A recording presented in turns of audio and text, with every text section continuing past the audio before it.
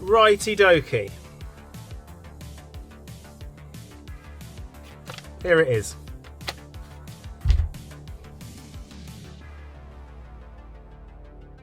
I have already had this apart to an overly moderate degree. The thing I'm not done is taking the lower gearbox apart. I've not done that bit yet. This is because people kept asking me if I could work on them, if I could do stuff to them, and blah, blah, blah, blah, blah. And I had to say, I don't fucking know. I looked into what these are, and I got all the wrong information because there was an updated version that's just been released. I say just, as far as I'm aware, it's not long ago come out. So I decided that I was going to just buy one. That way, if people ask questions, I can answer them. So I bought myself a present. I'm going to go through everything as I normally do, but I've got this direct from the owner of Airsoft Systems. So it was a case of he wanted to have a little chat with me on the phone, which is the high speed of everything you just saw. And he wanted to make sure that I just got a good run through of it first of all, which is, you know, no one likes it when you know that your thing is going to get taken apart on the internet. Like, no one likes that. But I've had so many long conversations with him, and he was very... Any questions I had, anything I had to say, he was very happy to answer the questions. Any thoughts that I had about, I don't know, he was able to put my mind at rest pretty quickly, which is good. I've never had really, from any AEG manufacturer, the owner of the company go, let's have a video call the second you receive it, which is what has happened. I will say the UPS were wankers about this again, and they've charged me double what they should have charged me in fees. So as soon as I get that invoice through, I'll check it all out, and then I'm going to PayPal the fuck out of them again because they're liars. But I'm going to go through everything so far that I've noticed. The first thing, start at the front. Almost no wobble. Almost no wobble. Like, nice and sturdy. The rail system lines up perfectly with the receiver. It's the simple M-lock type, the thin type. Moving back further. Steel parts. Steel there. Steel pins. Steel. UPS did manage to beat the fuck out of this, and they broke that. It doesn't do anything. It's just a fake forward assist. Doesn't do anything, but thanks, wankers. Here. That is lovely and smooth. This is controlled by a magnet.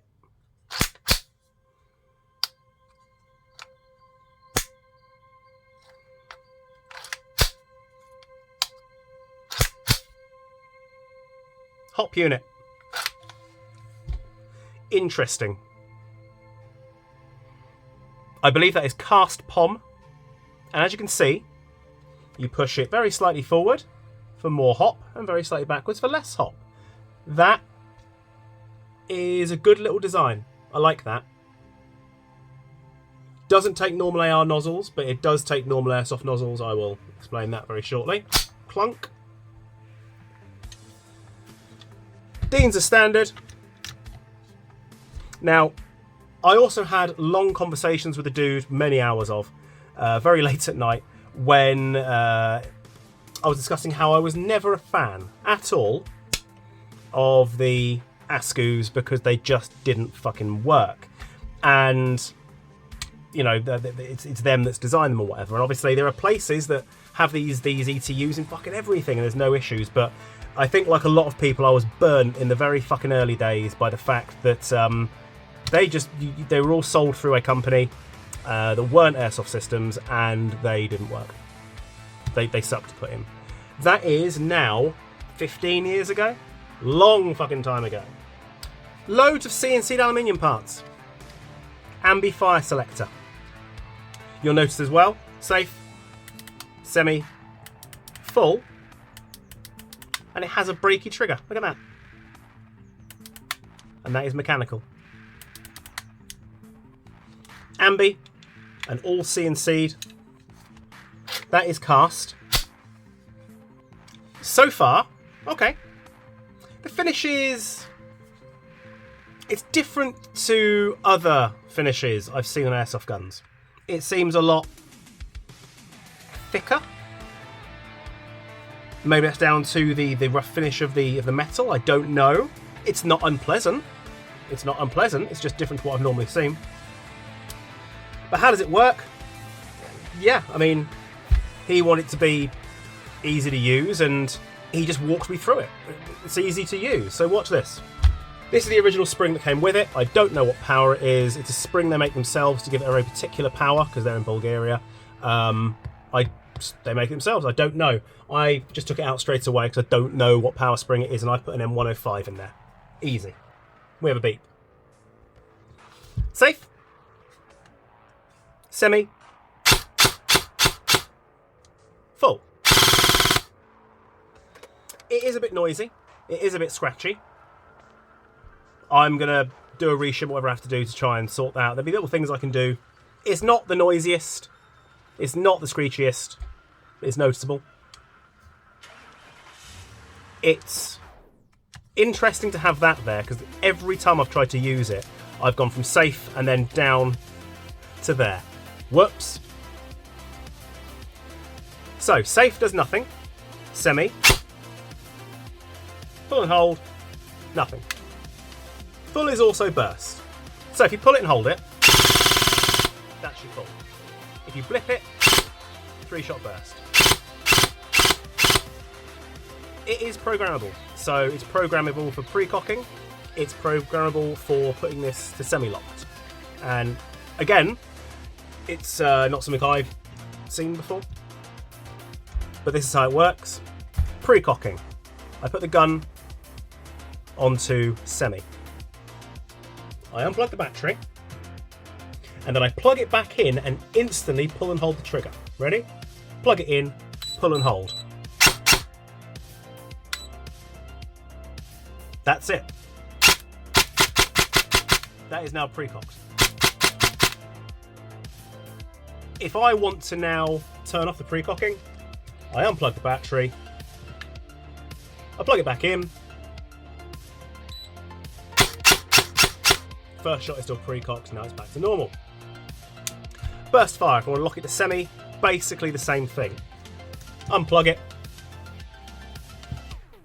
Plug it back in, pull and hold. Let go.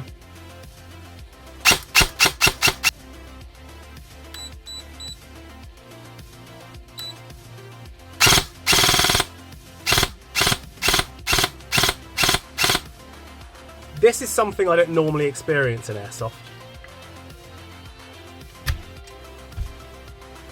The push pins come out reasonably easy. That's quite nice. We pop it up, and there it is. This is where it gets interesting. We remove. We remove.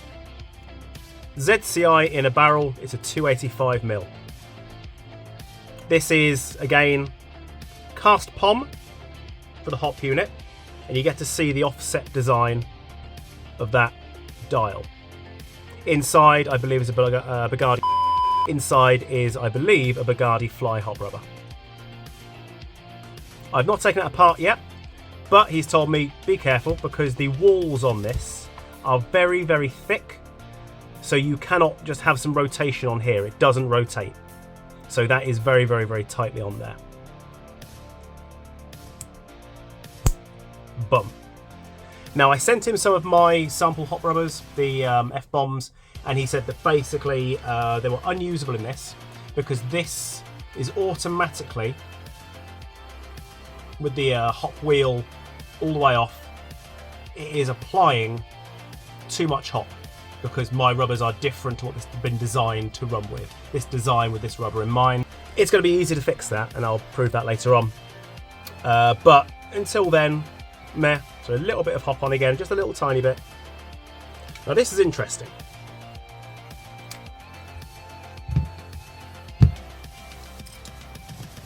The way this is knocked up, everything in it, apart from the spring guide and the tappet plate, and obviously the gearbox upper, is just normal V2, V3. And it is also all ZCI. Now, I go in with the spring, boom, like that, like that. I questioned what happens, because this looks very cheap, because I only saw pictures. And he said, no, it's not breaking. It's not breaking. This gun's got a 3-year warranty. Trust me, if anything's not breaking, it's this. And then I got it in my hands, right in front of me. It seems unlikely. It seems very unlikely. The way this comes apart is very, very, very simple. I've already had this apart once. All the screws at the top are the same length. The one at the bottom left I'm doing now is very slightly longer, and that one is a long one.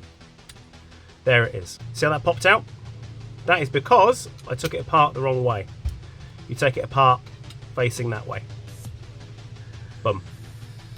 As you can see, everything here, apart from the tappet plate, which is again is cast POM, it's ZCI. It is a 19.7 or AK style nozzle. The reason for that is very simple. It means there's less movement up and down. That's my assumption on it. He didn't disagree. So that's that. All of this stuff you'll recognise as ZCI, which means all of that can be changed out. Now here's the bit I like so far. Obviously, when you've got a split gearbox gun, when you reassemble everything, you've got to be careful, because you don't want that biting onto your piston. If you've had the ICS and the split gearbox aftermarket gearbox cases, you'll know that that's a thing. So whilst this is open, if you want to reset your gears, press the bolt release, pull and hold the trigger, and it will always, you just do it once, look, you can move it to wherever you want to, but it will beep when it's in its perfect position just to close up again. That's fucking awesome. Okay, so what I've done, I had to finish up yesterday because I had to deal with the unpleasantness. People asked why. Most people understood why. A couple of people who are obviously cronies, they sort of jumped in being arseholes. Let them, I don't care. But also, people legitimately didn't quite understand why I was doing a video like that, like a jumped up YouTube celebrity. And the answer is because at some point you think to yourself, do you know what, I need to tell my fucking side of the story. I have to, because this is getting ridiculous. This is dumb as fuck. I left out even the fucking stuff going on with free samples and whatever, and yeah, I left all that shit out. So I had to stop. But I am now going to look for parasitic draw. I've left that in all night by mistake. Seems alright. Didn't go dead, so if it has got parasitic draw, it can't be that bad. Let's reassemble this piece first. Let's just do it. We get to show how nice and easy it is, because it really is easy. I am leaving the amount of grease and whatever that they've got in there. This is only my second time reassembling it. It is no hardship whatsoever. Now, I've only gone as far as the motor inside this because the dude wanted to show me something. So I've asked about spare parts. What is the spare part situation? Will there be spare parts for these? And I've been told 100% yes. 100%. As you can see, the tappet plate is basically, although it's all proprietary, it's DSG cut. And then spring and guide. Here we go.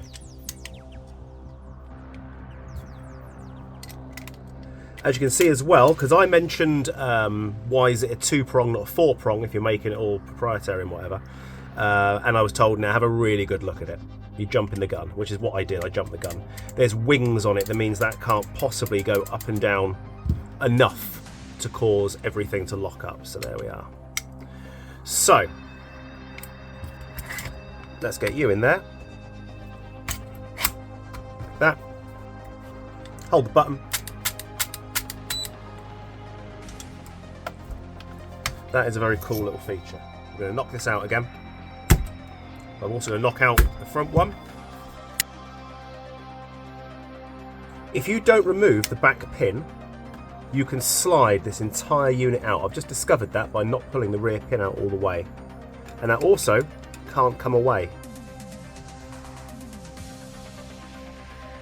Okay, interesting. Let's get that all the way out now. Obviously, I'm hoping there's going to be something that I can complain like a little bitch about. These here, why is it like that? Why? Well, because proprietary hop unit is there, it means that they can do something that no one else really does. These points here, yeah, that's going to be the thing I bitch about, I think. That comes off way too easy. That's kind of annoying. Let me thread lock that on. I'm so happy that I've discovered really thick, viciously lethal fucking nail varnish. So, those front lugs make contact with the front of the upper receiver. Any of the impact from the piston going forward, because they are deciding to run this at about 1.7 joule as standard, it's resonating down and eventually it will just disperse. And again, I like that. It's smart. The finish is growing on me. It's quite a mottled finish. It's quite a mottled finish. But do you know what? That is growing on me. So I got as far previously as this. He wanted to show me 2 things, which again I will now relay to you fuckers. And I know that I had to do it with the bit intact. These are very particular screws. They've got a very, very small locking point, and I think those are going to wear out very quickly if you have to keep taking your gun apart. So hopefully you won't have to keep taking your gun apart. First things first, the wires are longer than normal by design, so you can get them in there like that. The base plate, you know, when I cut off one wing and I level them out and I cut gaps in it to fit the motor properly and I do all that shit, this has already got it. So that can just go directly on if I put it on the right way, you spurg. Like that. Okay? Next, notice how the grip is tapered towards the back. If I get in there and I remove this, when I drag out this ZCI high torque motor, there it is, that is very tightly in there. So there's no rocking left and right, but I am going to test something very briefly. Just grab out one of my sample Redux motors. There we go, right, so. Yeah, there's no rocking. It's not going to be able to rock left and right. And that's good, that's a good thing. The points where the wires come to each side, you can see that is directly in the middle of the grip, which means the motor is going in directly central. So you don't have to worry about putting your wires to the front or back, they can go up each side. Again, that's a good thing. That is as far as I went with the dude, because the rest of it now is me looking at shit. He did remind me, I do need to remove that to get the gearbox lower out. That had been something I would have looked at anyway, so. I've got a fucking Ares L1A1 to do coming up. I do so many Ares L1A1, I do so many of them because no one else gets it fucking right. And I think this guy just wants it to be a reasonably basic job and no milling out the inside of it for easy use and shit, thank God. The stock reminds me of a Valken stock. That I'm definitely not keeping because I just think it's egregiously rough. Don't like it, vom. Let it pop out. It's locked, it's sort of in place here so it can't spin. So it must just pop out. It must just pop out.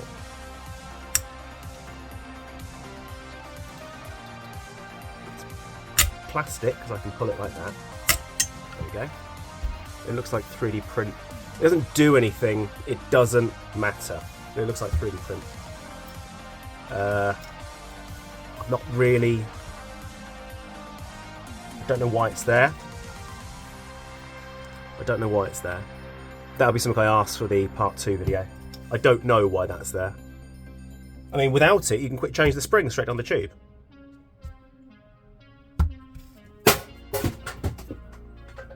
That's the sound of a mallet hitting the floor. Showing my age. Mr. Mallet, Mr. Mallet, my mum says you got knobbly knees.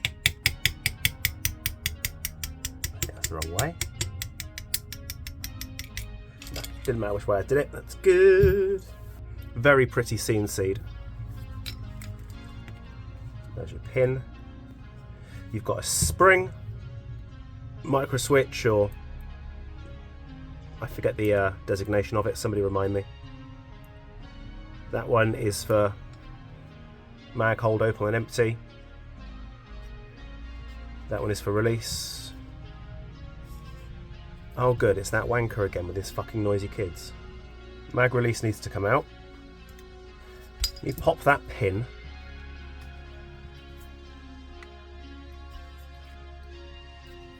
I'm going to go from that side. You go gentle as well.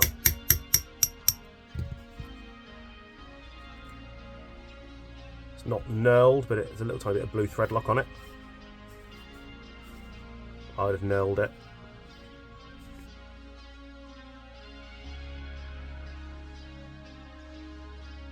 Oh, thank God for that. Legitimately started to panic. Let's get that back on. That means I'm not worried now. That's good. A little bit worried to start with there. Just a smidgen. Now, this is going to be the elephant in the room situation. I want to see everything without any grease. I'm just going to quickly get rid of some of it. I have heard people complain about these gears, and it's because people don't realise that things often come from the same place, right?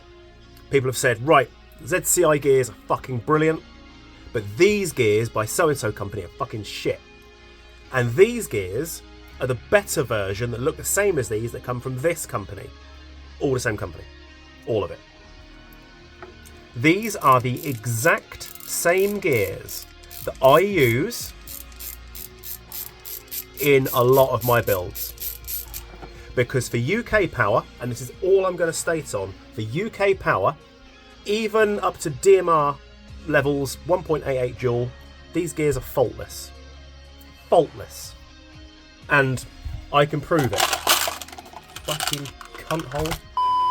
And I can prove it. This is just some of my, these are all, these are 14 to 1s. These are all 14 to 1s. Those are 14 to 1s. These in here are 16 to 1. 16 to 1 are the noisiest of the, what we'd call the normal ratio gears. So 13, 16, 18, they're the noisiest. They just are.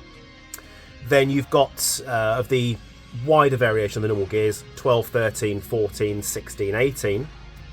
They're still the noisiest.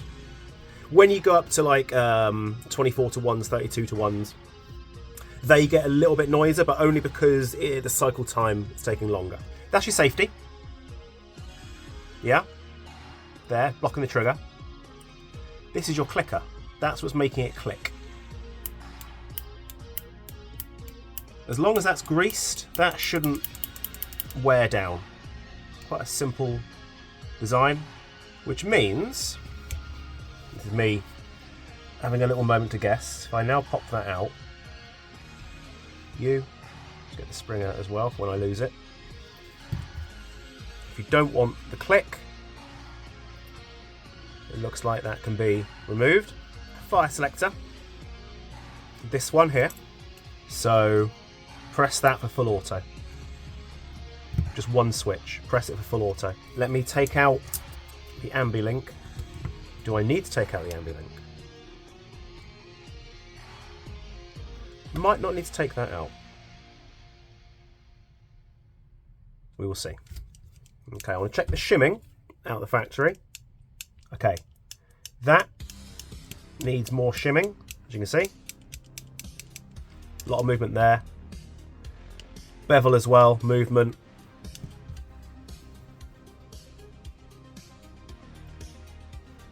Less movement on the bevel.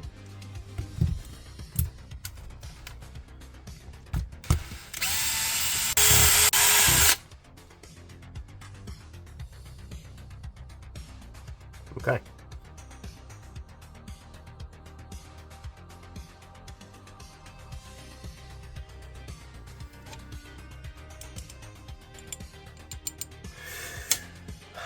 The bushings are an alloy, but I'm glad there's no bearings. Let's start with trigger. The trigger is a push to make. Very particular tappet plate cam.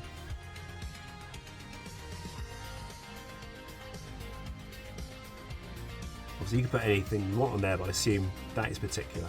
Now I'm going to suggest to these guys they go with 14:1s.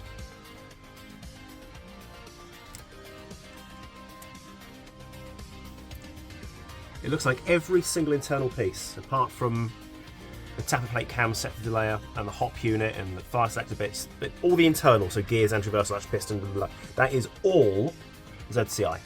Sector cut off there. I'm wondering... I'm not going to take the ECU out because I don't need to. It's not going to show me anything. But there we are. It is kind of an ICS on steroids. So I'm going to jump back in quickly. Reshim. That sounds very proud.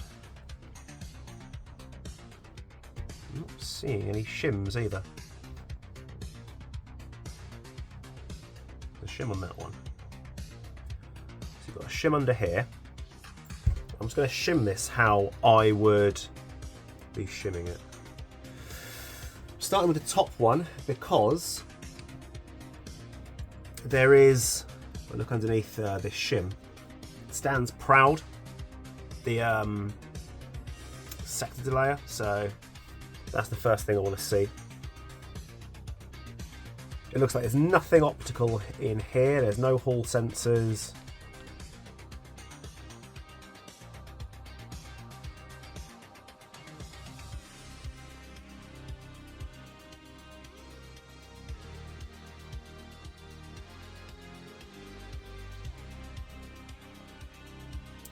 Yeah, that's fine now. Okay, right. Right, I've spent a couple of hours inside here. I got a little bit confused with that because it really felt like I couldn't remove the lower gearbox without removing these, and obviously that one does not come out. That is thread locked in, so I put a bit of heat on it. I was like, oh, I don't know. And then I realised that I have to remove this rear pin here completely by taking this out, and then it popped out, so that was good. The only thing that I will say, there's two things. The first thing is, your bushings are too fat, and your AR latch spring is too strong. So what I've done is, I've changed over one bushing. These bushings are quite soft. They're not steel or anything. And what I've done is I've reshimmed everything as I'd normally do it. So you put that on there, and I'll just put in one screw. And you'll see what I've done as soon as I flip it over. I'll put another one in just to keep it all lined up. Okay. Your bushings are way too fat. They are absolutely huge. This is just a 7mm steel, and it's a lot slimmer. It's a lot slimmer. What was happening is there was no room for shims. I could get one 0.01 shim on the bottom of here, of the spur gear, and that was all I could fit on there. And then when I put everything down and close it up together, your sector gear was all the way over this side. It was probably here, which means it is taking the rack and it's grabbing it by one side. So it'd be this side. Yeah. That it makes it inefficient, but it also makes it so that you can't quieten it down. You can't shim this properly. So I've removed that one bushing and changed it out to a much slimmer bushing. That means, because I could fit one shim on here, the type of these gears here, again, I've said before, they are amazing. I love these gears. My types, so this is the SR25 Type 18-1, you'll see that it's exact same as yours. It's recessed very slightly. So when you put that 0.1 shim underneath here, it raises it just enough so it's not going to rub on the inside of the gearbox casing. Now, every single one is going to be different, because obviously, as perfect as try and do this, even if you CNC it, the chances of having that 0.1mm of perfection is so slim. So we need to offer the ability to shim this to make it efficient. So by changing that bushing out, this now spins a lot more freely. Before, you could feel it was not spinning freely. The other thing is, the anti-reversal latch spring is just too strong. And with that being pushed onto this, the bevel gear, it was almost locking the gears up. So all I've done is bend it very slightly like that. It is a nice sharp bend. And that means it's not pressing too hard on here, which means when it's in, it can still spin. You guys can have that video as well. Enjoy that.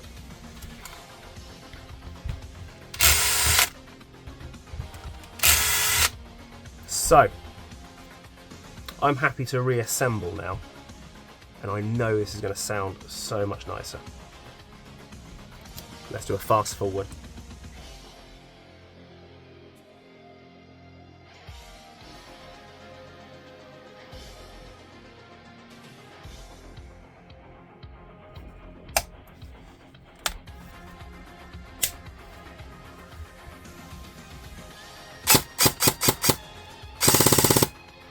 So much quieter.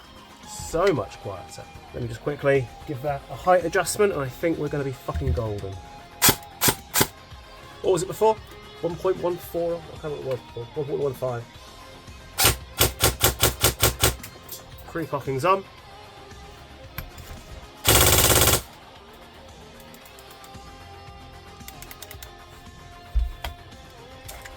Mag empty. That's my first round of testing. I can give it to somebody to fuck around with for a little while now, have a little play. I mean, it's fucking sturdy. It's really sturdy.